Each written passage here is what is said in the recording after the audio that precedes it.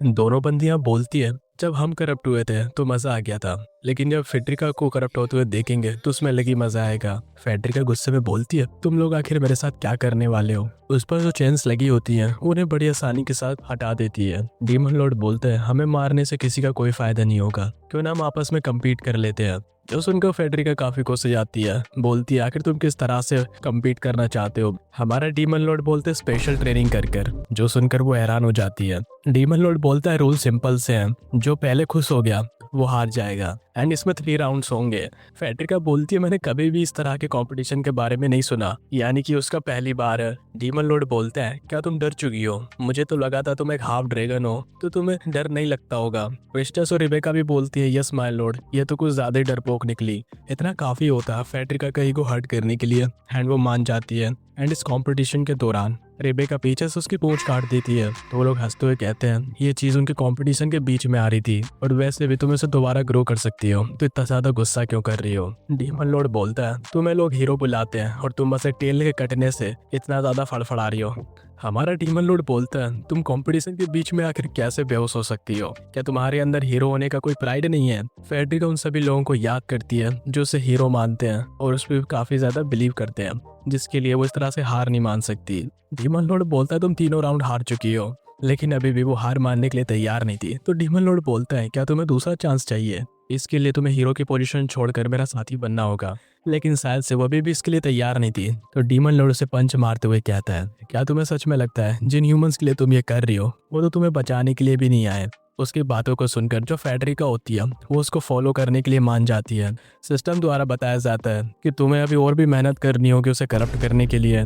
Federica का past दिखाया जाता है, क्योंकि वो एक हाफ ड्रैगन होती है तो ड्रैगन की नज़रों में वो काफ़ी डिस्गस्टिंग थी। कोई भी उसे पसंद नहीं करता था, इवन कि ह्यूमंस भी उससे डरा करते थे। खुद को सरवाइव करवाने के लिए उसने अपने आप को काफ़ी स्ट्रॉन्ग बनाया। फिर उसने काफ़ी सारे बिस्टों को मारना स्टार्ट किया, जिसके बाद लोग उसे हीरो बुलाने लगे। एंड जाने कब से वो बस हीरो बनने का एक्ट कर रही थी। वो भूल गई थी कि उसे भी कोई ऐसा चाहिए जो उसे डोमिनेट कर सके। सिस्टम उसे कॉन्ग्रेचुलेट करता है अपना क्वेस्ट कंप्लीट करने के लिए। एंड जो फेडरिका होती है उसका भी लुक चेंज हो जाता है। अपनी टीम में A+ रैंक के कैरेक्टर आने पर डीमन लॉर्ड खुश हो जाता है। अगला सीन सिटी का दिखाया जाता है, जहाँ पर सभी लोग इकट्ठा हो चुके थे और ये लोग टावर पे खड़े थे। फेडरिका बोलती है कि इन डीमंस का कोई भी इरादा नहीं है आप लोगों को परेशान करने का, और मैं इस बात की गारंटी लेती हूँ। वो सभी लोग भी हैरान होते हैं कि यार कुछ भी बोलो, है तो ये लोग डीमंस ही, आखिर हम लोग इन पर भरोसा कैसे कर सकते हैं।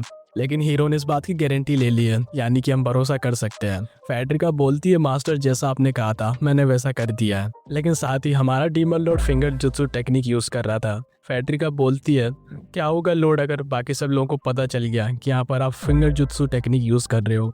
डीमन लॉर्ड बोलता है तुम बस अपना काम करो। तभी हम एक सस्पिशियस बंदी को देखते हैं जो कहती है मुझे कोई भी सस्पिशियस मैजिक महसूस नहीं हो रहा, लेकिन मैं समझ पा रही हूँ कि कुछ तो गड़बड़ है। मुझे लगता है शायद से वही सेज है जो अपेयर होने वाली थी। एंड फिलहाल के लिए वो एक सही समय का इंतजार कर रही है। आखिर जो डीमन लॉर्ड है वो इतना ज्यादा दिमाग क्यों लगा रहा है। आई मीन वो डायरेक्ट भी तो कब्जा कर सकता है, क्योंकि उसकी टीम में फेडरिका भी आ चुकी है। हाँ तो बताया जाता है तुम्हारी रेपुटेशन जितनी ज्यादा खराब होगी लोग तुम्हारे खिलाफ उतना ज्यादा रिबेलियन करेंगे, साथ ही वॉरियर एंड हीरो के अपेयर होने के चांसेस भी बढ़ जाते हैं। असल में सिस्टम का एल्गोरिदम है ताकि तुम्हारा जल्दी से गेम ओवर किया जा सके। हमारे प्रोटैगनिस्ट को दिखाया जाता है जो कि उस सिटी के लॉर्ड के सामने था, और जो फेडरिका थी वो उसे माउथ जुत्सु कर रही थी।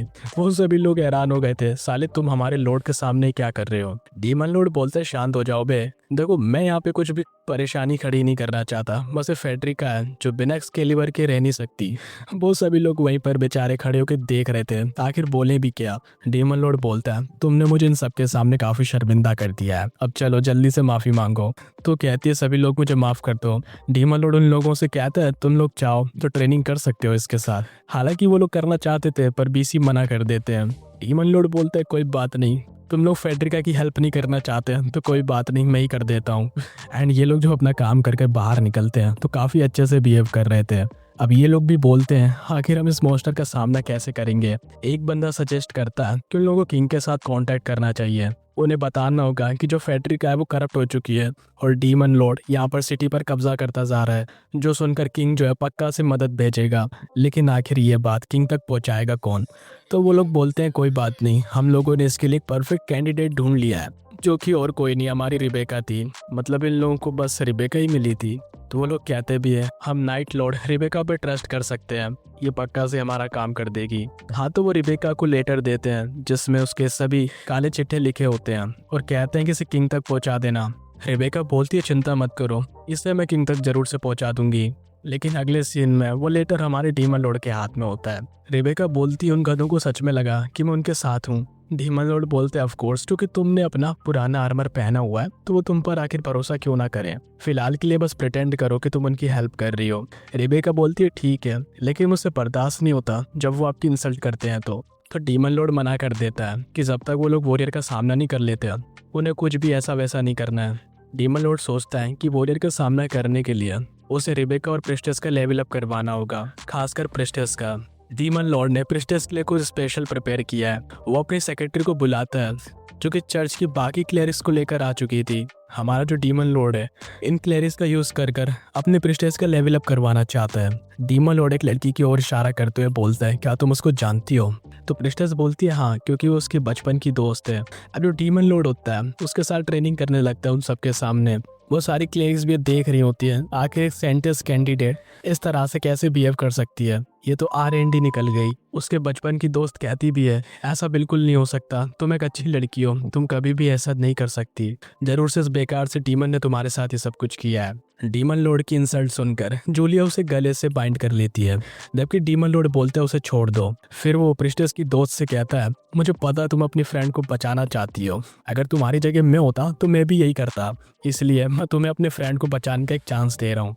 अपनी एनर्जी को यूज करो इसे प्यूरिफाई करने के लिए, हो सकता है इससे जो करप्ट हुई है वो ठीक हो जाए। असल में डीमन लॉर्ड इनका बस काट रहा है ताकि वो प्रिस्टेस का लेवल अप करवा सके। अब प्रिस्टेस की जो दोस्त होती है बाकी क्लेरिस को मनाने लगती है, और वैसे भी वो एक सेंटेंस कैंडिडेट है जिसे वो इतनी आसानी से जाने नहीं दे सकते।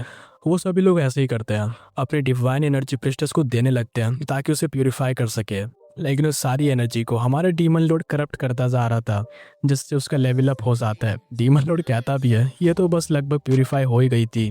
प्रिस्टेस की फ्रेंड कहती है ऐसा कैसे हो सकता है, अगली बार मैं उसे पक्का से बचा लूंगी। वो जो होती है फिर से अपनी एनर्जी उसे देने लगती है ताकि उसे बचा सके। वो काफ़ी ट्राई करती है प्रिस्टेस को होश में लाने के लिए, बट ऐसा नहीं होता। अब उनकी अल्टीमेट स्पेशल ट्रेनिंग को देखकर उन सभी क्लेरिस का भी माना हाई होने लगता है।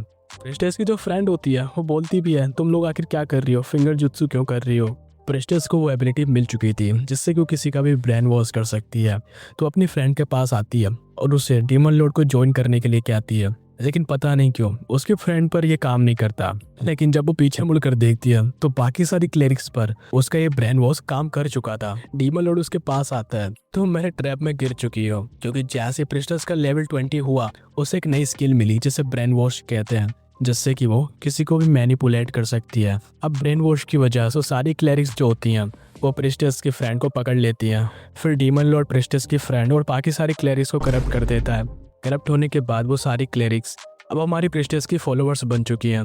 सिस्टम बोलता है माय सिटी तुम्हारे अंडर आ चुकी है और गेम तुम्हें रिवॉर्ड में बोनस दे रहा है, क्या तुम इस बोनस को एक्सेप्ट करोगे या फिर डिनाई। तो डीमन लॉर्ड एक्सेप्ट करता है। रिवॉर्ड में उसे एक बॉक्स मिला होता है जिसकी हेल्प से वो कोई डायमेंशन क्रिएट कर सकता है जिसका यूज तुम सिर्फ 3 बार कर सकते हो। उसके बाद वो प्रिस्टेस को अपने काम करने के लिए कहता है। प्रिस्टेस बोलती है मैं आपके लिए कुछ भी करूंगी। कुछ दिनों बाद हम देखते हैं सिटी के लॉर्ड को, जिसके पास एक मैसेंजर आकर बोलता है क्या रिसेंटली यहाँ पर कोई डीमन आया था, जिस पर मायर सिटी का जो लॉर्ड होता है मना कर देता है। अगर सच में यहाँ पर डीमन लॉर्ड आया होता तो क्या हमारे लोग इतनी आसानी से यहाँ पर रह रहे होते हैं। मायर सिटी पूरी तरह से सेफ है, अगर कोई दिक्कत हो गई तो हम लोग खुद तुमसे हेल्प मांग लेंगे। मैसेंजर बोलता है तो हो सकता है यहाँ पर कोई हिडन डेंजर हो। लॉर्ड बोलता है बस बहुत हो गया।